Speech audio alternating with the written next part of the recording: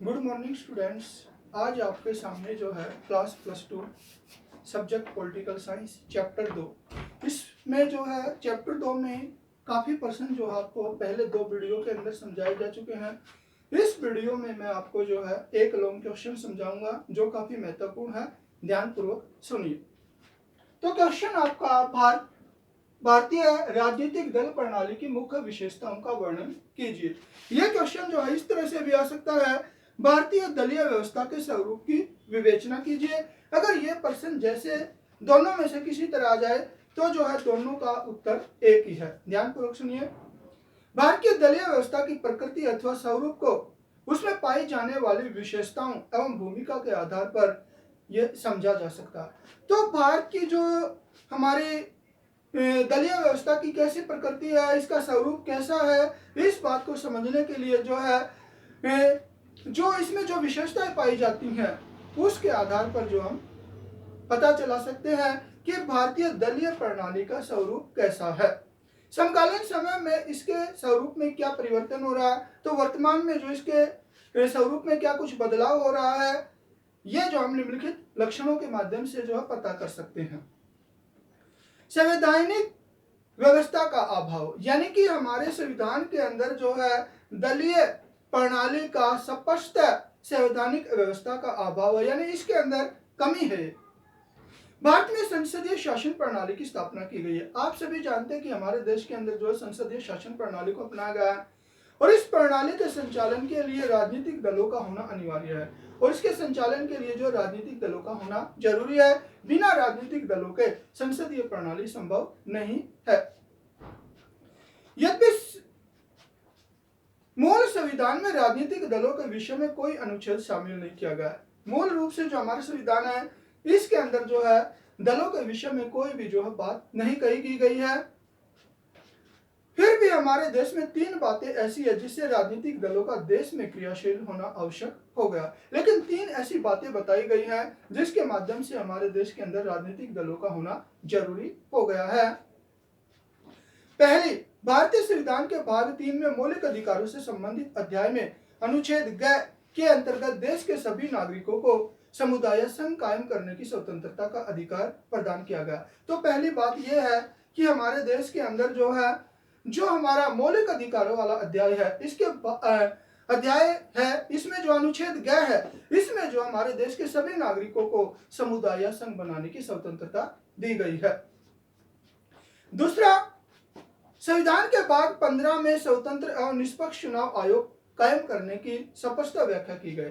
दूसरी बात यह है कि हमारे जो संविधान के भाग 15 है इसके अंदर जो है स्वतंत्र और निष्पक्ष चुनाव आयोग की व्यवस्था के बारे में कहा गया है। इसके बाद है थर्ड वाला जो है, इसमें देखिए सन 1985 में संसद द्वारा पारित किए गए 52 में संविधान संशोधन कानून ने सर्वसम्मति से दल बदल पर संवैधानिक रूप से रोक लगाई है। तो तीसरी बात यह है कि हमारे देश के अंदर जो है 52वां संवैधानिक संशोधन किया गया। इसके अंदर जो है साफ तौर पर जो है कोई भी जो है नेता दल बदल नहीं कर सकता। इस दल बदली के ऊपर जो है विशेष रूप से 1985 के अंदर 52वें संशोधन के द्वारा रोक लगाई गई है। अतः इसका अर्थ यही है कि संविधान में आरंभ के राजनीतिक दलों के अस्तित्व को लिखित रूप में भी मंजूरी प्रदान की गई। तो इन सब बातों से स्पष्ट हो जाता है कि हमारे देश के संविधान में राजनीतिक दलों के बारे में जो है आरंभ से ही जो अनुमति प्रदान की गई है। इसके बाद देखिए बहुदलीय प्रणाली। भारत में चीन की तरह एक दलीय प्रणाली नहीं है। तो हमारे देश के अंदर चीन की तरह एक दलीय प्रणाली नहीं है और न ही अमेरिका तथा इंग्लैंड की तरह द्विदलीय प्रणाली है और न ही हमारे देश के अंदर अमेरिका की तरह इंग्लैंड की तरह जो है द्विदलीय प्रणाली पाई जाती है, क्योंकि भारत विभिन्न धर्मों, भाषाओं तथा जातियों वाला देश है। तो हमारे देश के अंदर विभिन्न भाषाओं को बोलने वाले लोग रहते हैं, विभिन्न जातियों के लोग रहते हैं, विभिन्न धर्मों को मानने वाले लोग रहते हैं। परिणाम स्वरूप देश में अनेक हितों का प्रतिनिधित्व का दावा करने वाले राजनीतिक दलों का उदय हो गया। तो हमारे देश के अंदर अनेक हितों का प्रतिनिधित्व करने वाले जो है राजनीतिक दल उभर कर सामने आ गए हैं। जैसा 1952 के प्रथम लोकसभा चुनाव में हमारे देश का जो पहला आम चुनाव हुआ था 1952 के अंदर, उसमें 14 राष्ट्रीय व 60 क्षेत्रीय दल मौजूद थे। तो उस टाइम पे जो है हमारे देश के अंदर जब पहला आम चुनाव हुआ था तो 14 तो राष्ट्रीय दल थे और 60 जो है क्षेत्रीय दल मौजूद थे। 16वीं लोकसभा चुनाव 2014 में के समय जो है 6 राष्ट्रीय दल एवं 56 राज्य स्तरीय दल चुनाव आयोग द्वारा मान्यता प्राप्त थे। तो जब हमारे देश के अंदर जो है 16वीं लोकसभा का जो चुनाव हुआ था 2014 के अंदर, उस टाइम पे हमारे देश के अंदर 6 तो राष्ट्रीय दल थे और 56 राज्य स्तरीय दल मान्यता प्राप्त दल थे। अतः स्पष्ट है कि बहुदलीय प्रणाली भारतीय राजनीतिक दलों का एक प्रमुख लक्षण बन गई है। तो इस बात से हम स्पष्ट तौर से कह सकते हैं कि जो हमारे देश की प्रणाली है वो बहुदलीय प्रणाली है। नेक्स्ट देखिए, निरंतर बदलता स्वरूप। यदि प्रथम लोकसभा चुनाव 1952 से ही भारतीय दलीय व्यवस्था के स्वरूप पर दृष्टिपात किया जाए तो भारतीय दल प्रणाली का यह भी लक्षण उभर कर सामने आया कि इसका स्वरूप निरंतर बदलता रहता है। तो 1952 से आज तक जब मतलब दलों के बारे में हम जो है बात करें या इसके स्वरूप के बारे में हम बात करें तो इसका स्वरूप जो है समय समय पर बदलता रहा है, यानी इसके स्वरूप में निरंतर बदलाव आया है। प्रारंभ के कुछ वर्षों में बहुदलीय प्रणाली में भी एक दल की प्रधानता रही। तो शुरू के अंदर जो 1952 से लेकर 1977 तक यानी कि दल बहुत से थे, लेकिन एक दल का विशेषकर कांग्रेस का प्रभुत्व देश के ऊपर रहा है।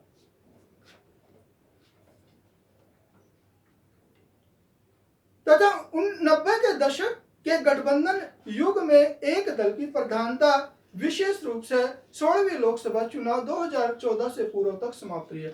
और 90 के दशक यानी 1990 से लेकर 2014 तक जो 16वीं लोकसभा हुई थी, उस टाइम तक जो है लगभग जो है एक दल का प्रभुत्व समाप्त सा दिखाई दिया है। जबकि 16वीं लोकसभा चुनाव के पश्चात पुनः बहुदलीय प्रणाली में एक दल की प्रधानता की स्थिति का उदय हो गया। लेकिन 2014 का जो 16वीं लोकसभा चुनाव हुई है, उसके बाद दल तो बहुत से हैं, लेकिन एक दल की प्रधानता फिर उभर कर सामने आ गई है। स्वतंत्र सदस्य। भारत में अनेक दलों के होते हुए भी संसद तथा राज्य विधानसभाओं में स्वतंत्र सदस्यों की संख्या बहुत अधिक पाई जाती है। हमारे देश के अंदर जो है अनेक दल पाए जाते हैं, इसके बावजूद भी संसद और राज्य विधानसभाओं के अंदर जो है आजाद उम्मीदवारों की संख्या बहुत ज्यादा देखने को मिली है। सन 1952 के आम चुनाव में 20% से भी अधिक मतदाताओं ने स्वतंत्र सदस्यों को वोट डाले। तो जब हमारे देश का पहला आम चुनाव हुआ 1952 के अंदर, उस टाइम पर जो स्वतंत्र उम्मीदवार खड़े हुए थे या आजाद उम्मीदवार खड़े हुए थे, तो हमारे देश के 20% लोगों ने जो उनको वोट डाले थे। इस चुनाव में निर्दलीय उम्मीदवारों को लोकसभा में 42 तथा राज्य विधानसभाओं में 414 सीटें प्राप्त हुई। तो पहले आम चुनाव के अंदर हमारे देश के अंदर जो है जो लोकसभा के अंदर तो 42 सीटें मिली और जो राज्य विधानसभाओं की 414 सीटें प्राप्त हुई। यद्यपि निर्दलीय उम्मीदवारों की संख्या प्रत्येक चुनाव में बढ़ती जा रही है। आज जो है निर्दलीय उम्मीदवार या आजाद उम्मीदवारों की संख्या जो है लगातार बढ़ती जा रही है, परंतु निर्दलीय उम्मीदवारों को अधिक सफलता प्राप्त नहीं हो पा रही है। लेकिन इतना होने के बाद भी जो निर्दलीय उम्मीदवार है वो ज्यादा सफल नहीं हो पा रहे हैं, परंतु निर्दलीय उम्मीदवारों की अत्यधिक संख्या के कारण मतों का विभाजन एक चिंता का विषय अवश्य बन गया। तो चुनाव के अंदर जो है आजाद उम्मीदवार उनकी संख्या ज्यादा हो जाती है, जिसकी वजह से जो है वोट बट जाते हैं और वोट बटना जो है एक प्रकार से जो है मतलब चिंता का विषय हो रहा है। तो यह भी जो है बहुत बड़ा चिंता का विषय है। इसके बाद देखिए अवसरवाद की प्रवृत्ति। भारतीय राजनीति में राजनीतिक दलों के बीच अवसरवादिता सदा से ही विद्यमान रही है। अवसरवादिता यानी मौका पाने पर दल बदलकर एक दूसरे दल में जाना अवसरवादिता है। सत्ता प्राप्ति के लिए जो है इस अवसरवादिता का समय समय पर प्रयोग भी किया गया है और पिछले कुछ वर्षों से यह निरंतर उग्र रूप धारण करती जा रही है। और यह अवसरवादिता की जो प्रवृत्ति है पिछले कुछ समय से जो है लगातार विकराल रूप धारण करती जा रही है। भारत में राजनीतिक दल सत्ता प्राप्ति एवं सत्ता पक्ष का लाभ उठाने के दृष्टिकोण से अवसरवादी हो गए हैं।